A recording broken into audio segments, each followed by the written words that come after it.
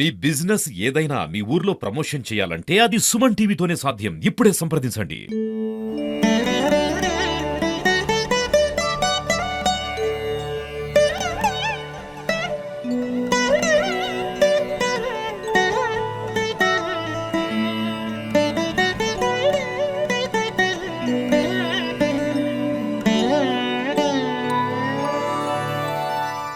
నమస్తే, welcome to Suman TV. ఈరోజు ప్రత్యేక కార్యక్రమంలో భాగంగా పోచమ్మ గల్లీకి అయితే వచ్చినాం. సో వినాయక చవితి వచ్చిందంటే నిజామాబాద్ పట్టణంలోని అదేవిధంగా వివిధ గ్రామాలలో ఎట్లాంటి గణనాథులు ఉంటారు అని చెప్పేసి చాలామంది అనుకుంటారు. కాకపోతే పోచమ్మ గల్లీ అనేది ఎవ్రీ ఇయర్ కూడా స్పెషల్.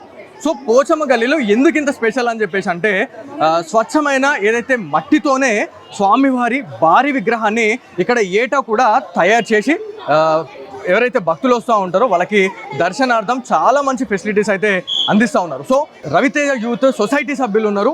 సో ఒకసారి వారితో మాట్లాడదాము. నీలగిరి రాజన్ అంటే నిజామాబాద్లో తెలియని వాళ్ళు లేరు. అన్నతో మాట్లాడదాం. అన్న జై శ్రీరామ్. జై శ్రీరామ్. సో పోచమ్మ గల్లీ అనగానే చాలా వరకు మట్టి గణేష్ అసలు ఎట్లా చేసారు, ప్రతి ఇయర్ కూడా ఒక పెద్ద టాస్క్ అన్న ఇది మీకు.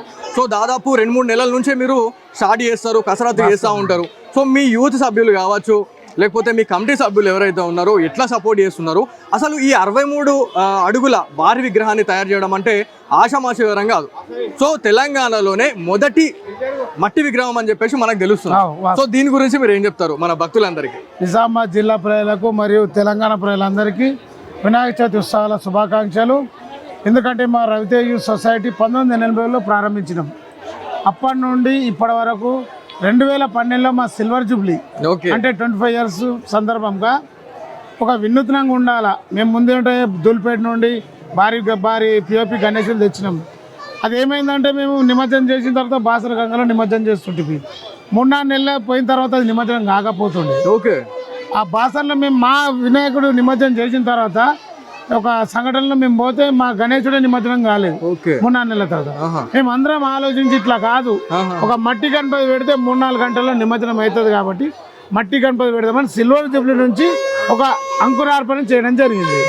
2012లో అప్పుడున్న ఆంధ్రప్రదేశ్లో మట్టి 36 అడుగుల భారీ మట్టి వినాయక విగ్రహం ఏర్పాటు చేసి అప్పుడు ఖైరతాబాద్ తర్వాత దుర్గం చెరువు అండ్ మాది రెండే ఉంటుండే.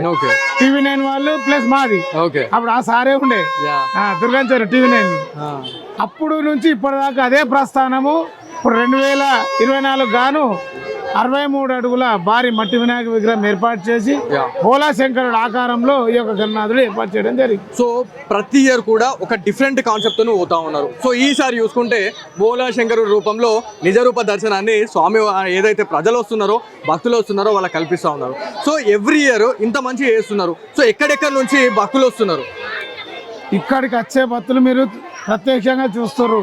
నిజామాబాద్ జిల్లాతో పాటు తెలంగాణ మరియు మహారాష్ట్ర, ఆంధ్రప్రదేశ్ కూడా భక్తులు ఇక్కడికి తండోపతండా ఒక జాతర వాతావరణం మీరు చూస్తున్నారు. జాతర వాతావరణం ఉంటుంది కాబట్టి అందరు ప్రజలు వచ్చి ఇక్కడ స్వామివారిని కొలిసే, ఎందుకంటే పుణ్యతులు అవుతారు. ఎందుకంటే ఇక్కడ కొలిసిన కొంగు బంగారంగా విరాజిల్లుతున్నాడు. మేము గత నెల రోజుల నుంచి రేయింబాలో శ్రమించి ఈ యొక్క గణనాథుని తయారు చేస్తున్నాం కాబట్టి ఈ యొక్క గణనాథుని కొలిచడానికి ఎందరో ప్రజలు వస్తున్నారు కాబట్టి అందరికీ మా యొక్క ధన్యవాదాలు. ఇక ముందు మీ అందరి ఆశీస్సులతో 108 అడుగుల మా పారి మట్టి వినాయక విగ్రహం ఏర్పాటు చేసి గిన్నె బుక్ ఆఫ్ రికార్డు నెలకొల్పాలని మాకు అన్న. 63 అడుగులు అంటేనే ఆషామాషి వివరం కాదు. ఇట్లా చూస్తే స్వామి కనబడతలేడు. సో 108 అంటే 108 అడుగులు అంటే అసలు ఎట్లా ఉండబోతుంది? అంత పెద్ద వినాయకుని చూడాలంటే అసలు నిజంగా అది ఒక కన్నుల పండుగ అని చెప్పుకోవచ్చు. సో ఎప్పుడు ప్లాన్ చేయాలనుకుంటున్నా అంటే నెక్స్ట్ ఇయరా లేకపోతే ఎప్పుడు అంటే దానికి ఇంకా సమయము, ఆ స్వామివారు ఎప్పుడు సమయం ఆసనం ఇస్తాడో అప్పుడు 108 అడుగులు పెట్టి అందరి మన్నలను పొంది అందరి ఆశీర్వాదం తీసుకుంటాము. అది కూడా త్వరలో అంకురార్పణ జరగబోతుంది. ఎందుకంటే రాబో రోజుల్లో కూడా మేమందరం ఒక ఏకతాటిపై ఉండి మా యూత్ సభ్యులందరూ ఒక్కొక్క విభాగం ఒక్కొక్కరు చందాల వసూలు కానీ ఒక డెకరేషన్ ఇట్లా ఒక్కొక్క విభాగంలో ఒక్కొక్కరు ఉంటారు కాబట్టి అందరం చర్చించుకొని త్వరలో అందరికి ఒక ఆశ్చర్యచతులుగా చేసి నిజామాబాద్ జిల్లాను ఒక ఇండియా లెవెల్గా పెడదామనే ఆలోచనతో 108 ఫీట్ గిన్నిస్ బుక్ ఆఫ్ రికార్డులో పెడదామని మా ఆలోచన. అన్న ఇంకొకటి ఏంటంటే పోచమ్మ గల్లీ గణేష్ అంటే ఎవ్రీ ఇయర్ కూడా స్పెషలే. సో ఎంత చెప్పుకున్నా తక్కువే. సో స్వామివారిని తయారు చేసేందుకు కలకత్తా, పశ్చిమ బెంగాల్ నుంచి కళాకారులు వస్తారు అని చెప్పేసి మేము విన్నాం. సో ఎప్పుడు భూమి పూజ చేసారు? ఎన్ని రోజులలో మీకు మీ చేతిలో పెట్టారు స్వామివారిని? పోచమ్మ తల్లి నడిబొడ్డు ఉన్నది పోచమ్మ గల్లి, అందులోనే మట్టి గణపతి. మీరు నిజామాబాద్ ఏడున్నా కూడా మట్టి గణపతి ఎక్కడ ఉందంటే పలానా గల్లీలో ఉందని చెప్తారు. అట్లా గుర్తింపు అయింది. ఎందుకంటే ఇప్పుడు మేమైతే 15 ఆగస్టు రోజు భూమి పూజ చేయడం జరిగింది. ఇది ఒక చరిత్ర అయిపోయింది. ఏంటంటే తెలుసా, 15 ఆగస్టు భూమి పూజ చేసిన తర్వాత 18వ తారీఖు నుంచి ఒక గణనాథుడు ఏర్పాటు చేయడం జరిగింది. 18వ తారీఖు యొక్క గణనాథుడు విత్ ఇన్ 21 రోజుల్లో మాత్రమే ఈ గణనాథుడు రేయింబలి 18 మంది కళాకారులు రేయింబలు శ్రమించి ఇక్కడ చేయడం జరిగింది. సో స్వామివారి గురించి మాట్లాడుకుంటే, సో కట్టెలు బొంగులు కావచ్చు, అదేవిధంగా స్వామివారికి ఏదైతే అప్లై చేసిన అంటే బాడీ మొత్తం అప్లై చేసిన మట్టి కావచ్చు, అవన్నీ ఎక్కడి నుంచి తెచ్చిరాను అసలు? ఈ యొక్క గణనాథునికి వాడింది కట్టెలు బొంగులు, వెదురు బొంగులు, మళ్ళీ జోరబొంతలు, పుట్టమన్ను. గాంధారి జిల్లా మండలం నుంచి వచ్చిన పుట్టమన్నుతో పాటు కలకత్తా నుంచి 50 బస్తాల గంగమట్టిని తెచ్చి ఒక సామికాన్ని అలంకరించి తుది రూపం దిద్దడం జరిగింది. అయితే ఇందులో ఒకటి ఏంటంటే దీనికి రసాయనాలు మిక్స్ చేయని కలర్స్ నే వాడడం జరిగింది. మీరు చూస్తున్నారు అక్కడ మొలకెత్తుతున్నాయి చూడండి. నేను అదే వచ్చినాక నేను చూసిన స్వామివారి యాక్చువల్లీ మనం ఇక్కడికి వచ్చిన తర్వాత స్వామివారు ఎట్లున్నాడు, అసలు 63 అడుగుల భారీ విగ్రహం అంటే ఎట్లుంటది, అసలు చేయడం అనేది ఆషామాషి వేరం కాదు.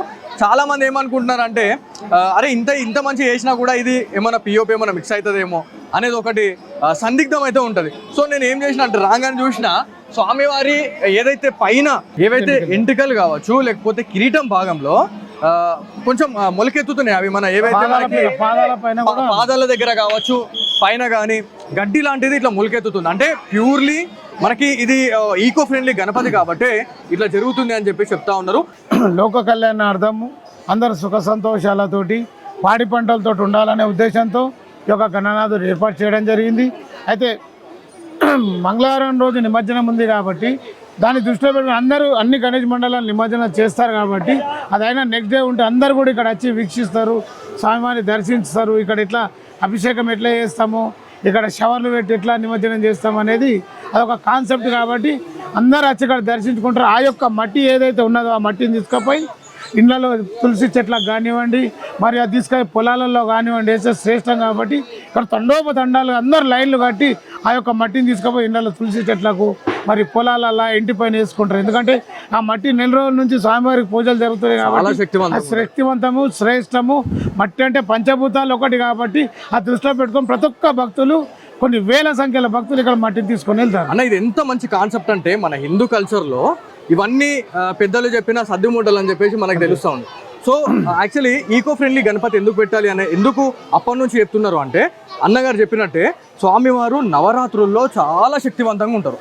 సో ఏదైతే మనకి ఆ రోజు నిమజ్జనం తర్వాత ఆ మట్టి అంతా కరిగిన తర్వాత కింది ఏదైతే మనకి కరిగిన తర్వాత అది తీసుకుపోయి మన ఇంటికాడ పెట్టుకుంటే చాలా వరకు అష్టైశ్వర్యాలు సుఖ సంపదలు అన్నీ కూడా సమృద్ధిగా ఉంటాయని చెప్పేసి చెప్తా ఉంటారు. సో అందరూ ఈ పిఓపి గణపతులను పూజించకుండా మట్టి వినాయకుల్ని చేయాలి అని చెప్పేసి చాలా వరకు అవేర్నెస్ కార్యక్రమాలు అయితే చేస్తూ ఉన్నారు. చాలా వరకు మార్పు అయితే వచ్చింది. సో చాలా మంచిగా అనిపించింది. బుధవారం 12:30 పోచమగల్లి 63 అడుగుల భారీ విగ్రహానికి నిమజ్జనం అయితే ఉంది. సో సుమన్ టీవీ ఆధ్వర్యంలో చాలా మంచి ప్రోగ్రామ్స్ అయితే చేస్తున్నాం. ఆ రోజు కూడా ఎక్స్క్లూజివ్గా అసలు నిమజ్జనం ఎట్లా చేస్తున్నారు, ఆ మట్టిని ఏం చేస్తారు, ఆ వెదురు బొంగుల్ని ఏం చేస్తారు అనే దాని మీద ఖచ్చితంగా మళ్ళీ ఇంకొక స్పెషల్ స్టోరీతోనైతే మళ్ళీ మీ ముందు కోసం. సో ఖైరతాబాద్ గణనాథుని ఎట్లయితే చూడడానికి వస్తారో నిజామాబాద్లో కూడా పోచమగల్లిలోని భారీ 63 అడుగుల భారీ విగ్రహాన్ని చూసేందుకు కూడా చాలామంది వివిధ జిల్లాల నుంచి వివిధ గ్రామాల నుంచి వచ్చిన వాళ్ళైతే చాలామంది ఉన్నారు. సో స్వామివారిని దర్శించుకునేందుకు భక్తులు వచ్చారు. మాట్లాడడం అన్న, మీరు చెప్పండి ఎక్కడి నుంచి వచ్చారు? మేము నిజామాబాద్ లోకల్. సో ఎప్పటి నుంచి వస్తున్నారు ఇక్కడికి? ప్రతి సంవత్సరం వస్తామండి, ప్రతి ఇయర్. సో ప్రతి ఇయర్ ఒక్కొక్క కాన్సెప్ట్తోనే వస్తున్నారు వీళ్ళు. సో ఈసారి 63 అడుగుల భారీ బోలాశంకర్ రూపంలో స్వామివారికి కనిపిస్తున్నారు. సో తండ్రి కొడుకులు ఇద్దరు కనబడుతున్నారు. నాకైతే మీకు ఎట్లా అనిపిస్తుంది? సూపర్ ఉందన్న ఈ కాన్సెప్ట్ అయితే. ఇది బాగుంది ఎందుకంటే ప్రతి సంవత్సరం ఏదో ఒక అవతారంలో చూపిస్తారు కదా. ఈ సంవత్సరం ఇది శివపుత్రుడు. సూపర్. సో తెలంగాణలోనే చాలా అంటే మొదటి గణనాథుడిగా చెప్పుకుంటాం. అంటే 63 అడుగుల భారీ విగ్రహం అంటే నిజామాబాదే అని చెప్పి చాలా మంది అనుకుంటున్నారు. సో దీని గురించి అది బెస్ట్, సూపర్ అనిపిస్తుంది. ఎందుకంటే అందరూ చూడేందుకు ఇక్కడ చుట్టుపుట్టు జనాలు వస్తారు కదా. చాలా మన యంగ్స్టర్స్ ఎవరైతే గణనాథుల్ని పెట్టుకుంటున్నారో, గణపతులను పెట్టుకుంటున్నాం, మెయిన్గా పిఓపిని మాత్రమే మనం యూజ్ చేస్తున్నాం, పిఓపి గణనాథులని. సో అవి మనము నిమజ్జనం టైంకి గంగమ్మ ఒడికి చేర్చాలి, వాళ్ళ కొడుకుని తీసుకుపోయి వాళ్ళ అమ్మకి అప్పచెప్పాలి. కాబట్టి అప్పుడు స్వామివారు కరిగిన తర్వాత చాలా కెమికల్ అవి ఇవి అనేటివి మనకి తెలిసిన విషయమే. సో పర్యావరణాన్ని కాపాడాలంటే మన చేతుల్లోనే ఉంది. సో ఈకో ఫ్రెండ్లీ గణనాథులను పెట్టే ఉద్దేశంలో మీరు ఏం చెప్తారు? అంటే పిఓపి పెట్టడం వలన అది మీరు చెప్పినట్టు కరెక్టే, కానీ మట్టి గణపతి పెట్టడం ఈజ్ పాసిబుల్, మంచిగా అనిపిస్తుంది. నాకు కూడా మేము కూడా మట్టి గణపతి పెట్టినాం మన సీతారాం నగర్ కాలేజీలో. అన్న ఎక్కడి నుంచి వచ్చారా? డొంకేశ్వర్ నుండి వచ్చానండి. సో దాదాపు 50 కిలోమీటర్లు 60 కిలోమీటర్లు ఉంటుందా? అవును. సో ఎవ్రీ ఇయర్ వస్తారు ఇక్కడికి? ప్రతి సంవత్సరం వస్తామండి. ఇక్కడ మట్టి గణపతిని ప్రతిష్ఠించడం వల్ల చాలా చూడడానికి ఎంతో ఆనందంగా ఉంటుంది. మళ్ళీ హైట్లో పర్పస్లో కూడా మన తెలంగాణలో నంబర్ 1 ప్లేస్లో ఉంది. కాబట్టి నిజామాబాద్లో మొట్టమొదటిసారిగా 63 అడుగుల ఎత్తుతో భారీ విగ్రహాన్ని స్థాపించడం చాలా గొప్పగా ఉంటుంది. ప్రతి సంవత్సరం ఇక్కడికి వస్తూ ఉంటాం, దర్శనం చేసుకుంటూ ఉంటాం. అన్న అంటే ఇప్పుడు 63 అడుగుల భారీ విగ్రహం, మట్టితో చేసిన విగ్రహమే వీళ్ళు ఇంత చేస్తున్నారు అంటే వీళ్ళు ఒక మోటోతో వెళ్తున్నారు. అంటే పర్యావరణాన్ని మనమే కాపాడుకోవాలి, అది మన చేతుల్లోనే ఉందని మనం అనుకుంటున్నాం. సో వాళ్ళు అంత పెద్ద విగ్రహాలు పెడుతున్నారు, మనమైతే గల్లీలలో కావచ్చు ఊర్లలో మనం ఎట్లాంటి విగ్రహాలు పెట్టాలి మరి? అంటే ఈకో ఫ్రెండ్లీకి సంబంధించి అనుకుంటున్నాం. ఈకో ఫ్రెండ్లీ పర్పస్లో ఆలోచన పెట్టుకొని ప్రతి ఒక్క యువత మట్టి గణపతిని స్థాపిస్తే చాలా అద్భుతంగా ఉంటుంది. ఈ ప్యారిస్ ఆఫ్ ప్లాస్టిక్ దీన్ని నిషేధించి మనం మట్టి గణపతులు పెడితే ఎంతో బ్రహ్మాండంగా ఉంటుంది. ఒక యువతకు నేను ఇచ్చే సజెషన్ ఏంటంటే ప్రతి సంవత్సరం మట్టి గణపతులు స్థాపించాలని కోరుకుంటున్నాను. అన్న మీరు చెప్పండి, ఎక్కడి నుంచి వచ్చారా? ఎవ్రీ ఇయర్ వస్తాం. ఎట్లా అనిపిస్తుంది స్వామివారిని చూసిన తర్వాత? బాగుంది, నైస్. బాగుందా? ఇంకెక్కడైనా వెళ్ళిరా? ఇంకా చాలా విగ్రహాలు కనిపిస్తున్నాయి నిజామాబాద్లో. ఇంకెక్కడెక్కడికి వెళ్ళారు?